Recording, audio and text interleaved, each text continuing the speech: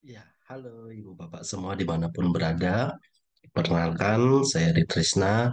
Saat ini saya sedang menjadi calon guru penggerak rekognisi untuk angkatan kelima. Nah, terima kasih sudah hadir, sudah ikut juga menyimak, di mana hari ini saya ingin berbagi tentang bagaimana itu budaya positif. Nah, seperti apa dan apa saja yang harus kita lakukan. Saya ingin berbagi juga pengalaman berkaitan dengan budaya positif ini. Sebelumnya izin share screen.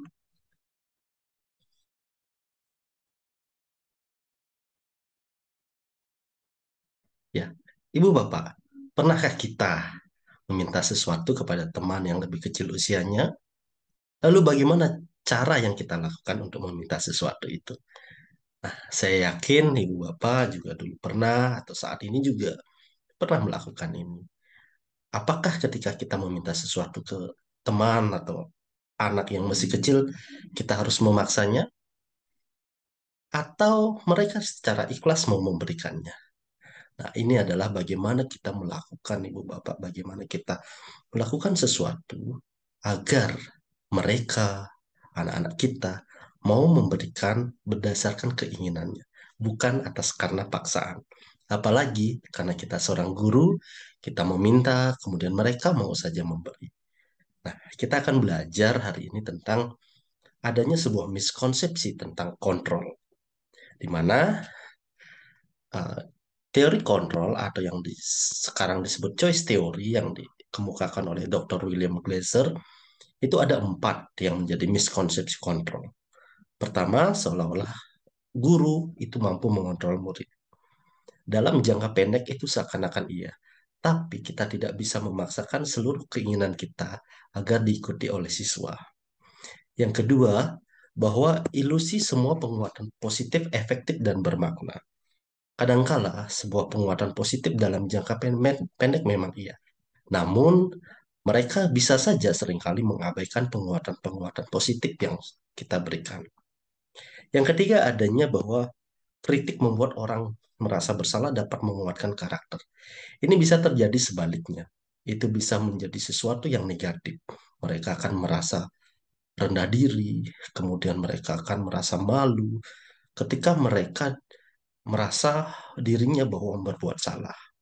Dan yang keempat adalah ini yang paling sering dialami, terjadi di sekolah juga, itu bahwa orang dewasa memiliki hak untuk memaksa. Seperti yang saya ceritakan tadi, seolah-olah orang dewasa itu memiliki hak untuk mengatur, meminta sesuatu yang mereka inginkan. Nah, ini adalah miskonsepsi dari kontrol yang sering terjadi. Nah, Ibu Bapak, dalam rangka menciptakan lingkungan positif, salah satu strategi yang perlu kita tinjau kembali itu adalah penerapan disiplin di sekolah kita. Apakah telah efektif? Atau apakah masih perlu ditinjau kembali? Apa sesungguhnya arti dari disiplin itu sendiri? Dan apa kaitannya dengan nilai-nilai kebajikan? Makna disiplin ini kebanyakan dari kita menghubungkan disiplin dengan kata tertib, teratur, kepatuhan, dan peraturan. Dalam budaya kita, makna kata disiplin dimaknai sebagai sesuatu yang dilakukan seseorang pada orang lain untuk mendapatkan kepatuhan. Kalau kita umpamakan atau kita rasakan, cenderung kepatuhan ini atau kata disiplin ini berhubungan dengan ketidaknyamanan. Ini juga bisa terjadi karena keterpaksaan. Ibu Bapak Ki Hajar Dewantara itu mengungkapkan dalam menciptakan murid yang merdeka, syarat utamanya harus ada disiplin yang kuat. Disiplin yang dimaksud itu adalah disiplin diri yang memiliki motivasi internal. Jika kita tidak memiliki motivasi internal, maka kita tidak memerlukan pihak lain untuk mendisiplinkan kita atau motivasi eksternal, karena itu berasal dari luar, bukan dari diri kita sendiri. Kalau kita sudah punya motivasi internal, maka kita akan bisa membangun disiplin diri itu. Disiplin diri dapat membuat seseorang menggali potensinya menuju kepada sebuah tujuan, sesuatu yang dihargai dan bermakna. Dengan kata lain, disiplin diri juga mempelajari bagaimana cara kita mengontrol diri, bagaimana menguasai diri untuk memilih tindakan yang mengacu pada nilai-nilai yang kita hargai.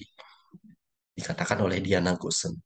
Ini adalah makna disiplin yang sesungguhnya. Bagaimana disiplin itu adalah sebuah motivasi internal agar kita mampu menggali potensi mencapai sebuah tujuan. Bagaimana dengan motivasi berperilaku? Ada 3 motivasi perilaku yang umum terjadi. Yang pertama adalah untuk menghindari ketidaknyamanan atau hukuman. Biasanya, kalau ada siswa, mengapa kamu datang tepat waktu? Ya, karena saya takut dihukum. Nah, ini adalah cara mereka untuk menghindari ketidaknyamanan atau hukuman. Ini merupakan motivasi eksternal. Atau ada juga mereka melakukannya untuk mendapatkan imbalan atau penghargaan orang lain. Kenapa kamu membersihkannya? Iya, agar saya mendapat upah. Nah, itu adalah motivasi perilaku yang bersifat eksternal.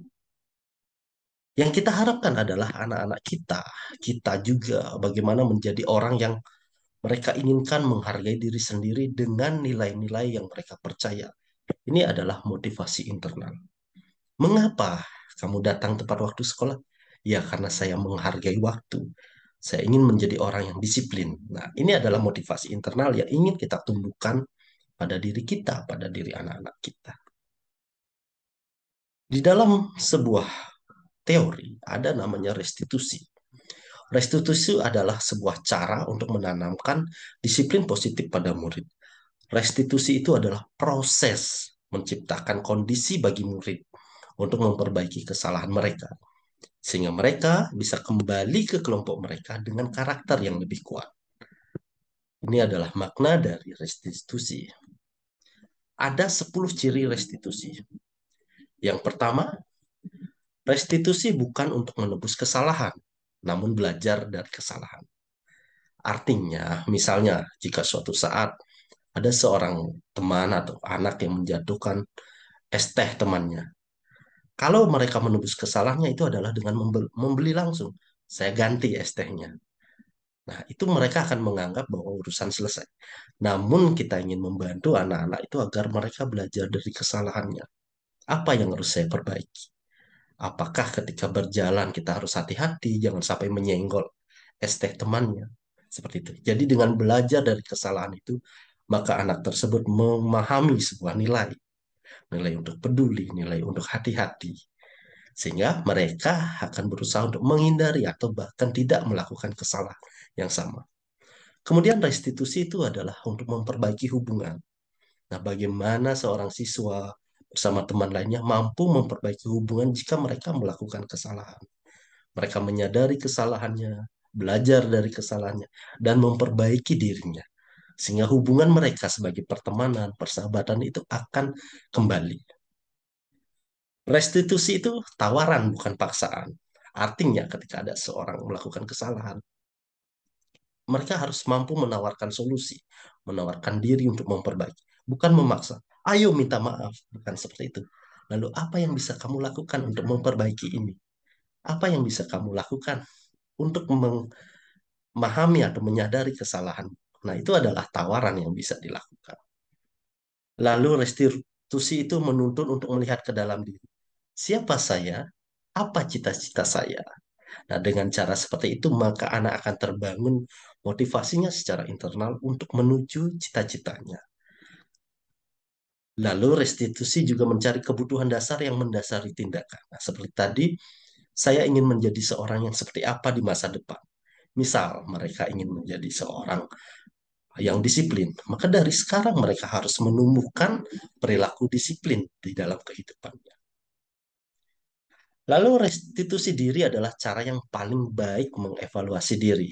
Jadi kita bisa melihat, merefleksi diri, apa yang sudah saya lakukan, apa yang belum saya lakukan, dan apa yang harus saya lakukan. Nah, bagaimana membangun restitusi ini kepada anak-anak kita. Kemudian restitusi juga fokus kepada karakter, bukan tindakan. Jadi bagaimana membangun karakter kepedulian mereka, bagaimana membangun tanggung jawab mereka, bagaimana menumbuhkan rasa disiplin mereka dari internal, dari motivasi dirinya. Kemudian restitusi itu menguatkan bagaimana mereka menyadari kekurangannya, kemudian bagaimana mereka memperbaiki sehingga mereka menjadi kuat. Mereka mampu menjadi orang-orang yang baik, kuat, dan memahami apa yang perlu. Lalu restitusi berfokus pada solusi, bukan mencari siapa yang salah. Nah, misal suatu ketika dua orang anak bertengkar, salah satu anak kancing bajunya lepas. Jadi tawarkan solusi, apa yang bisa kamu lakukan untuk memperbaiki kancing baju anak tersebut atau temanmu? Ya, saya bisa menjahitnya. Nah, itu adalah menawarkan solusi untuk mengatasi masalah yang mereka lakukan. Dengan seperti itu, anak tersebut akan kembali kepada kelompoknya. Mereka yang sudah memperbaiki kesalahannya, mereka akan diterima oleh kelompoknya, bukan dikucilkan. Jadi restitusi ini sangat penting. Ini adalah proses kolaborasi yang bisa Ibu Bapak lakukan bersama teman-teman bagaimana menciptakan anak-anak yang menyadari satu disiplin diri, kemudian bagaimana menemukan budaya positif di kelas dan di sekolah. Lalu bagaimana dengan posisi kontrol guru?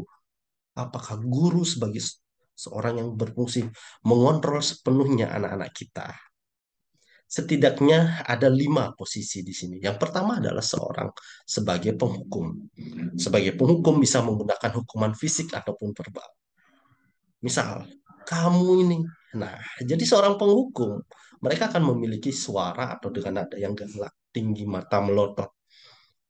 Mereka akan menyalahkan, kamu ini segini saja tidak bisa, sudah datang terlambat, cepat berdiri di lapangan. Nah, itu adalah posisi-posisi kontrol guru sebagai seorang penghukum. Yang kedua, bagaimana guru sebagai pembuat rasa bersalah. Pembuat rasa bersalah akan menggunakan keheningan membuat orang lain merasa tidak nyaman, bersalah atau rendah diri. Nah, nada bicaranya yang lembut. Aduh, kenapa kamu seperti ini? Apa kamu tidak malu dengan orang tuamu?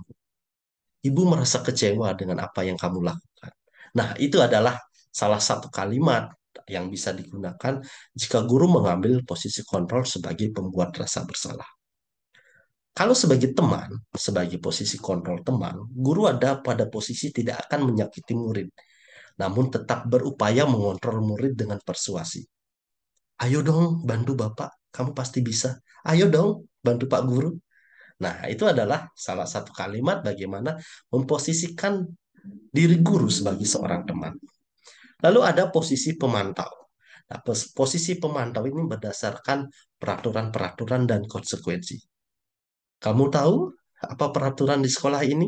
Nah, itu adalah cara bagaimana atau posisi kontrol guru sebagai seorang pemandu. Dan terakhir, ini adalah posisi di mana guru berbuat sesuatu bersama murid. Murid mempertanggungjawabkan perilakunya, mendukung murid menemukan solusi atas permasalahannya sendiri.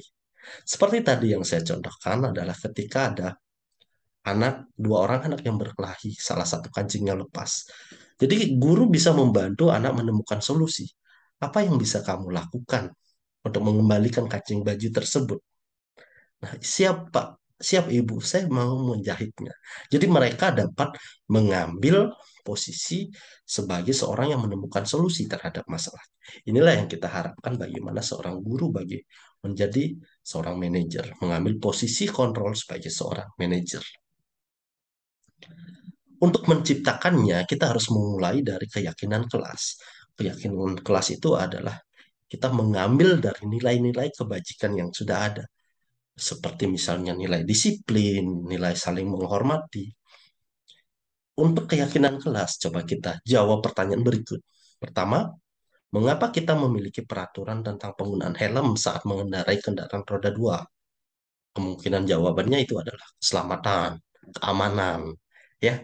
Mengapa kita memiliki peraturan tentang penggunaan masker, mencuci tangan setiap saat di masa ini? Kemungkinan jawabannya adalah untuk kesehatan atau keselamatan.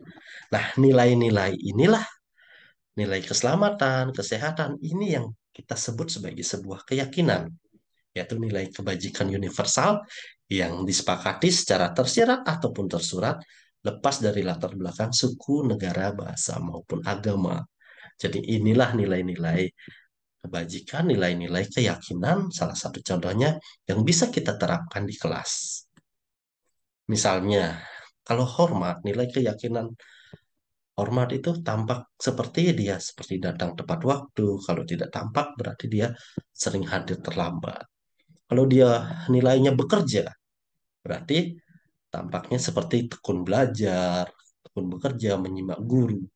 Dan ada nilai-nilai rasa diterima atau dimiliki, misalnya melibatkan semua anggota kelompok. Jika dia tidak tampak, maka salah satunya bentuknya adalah mengucilkan salah satu teman kita.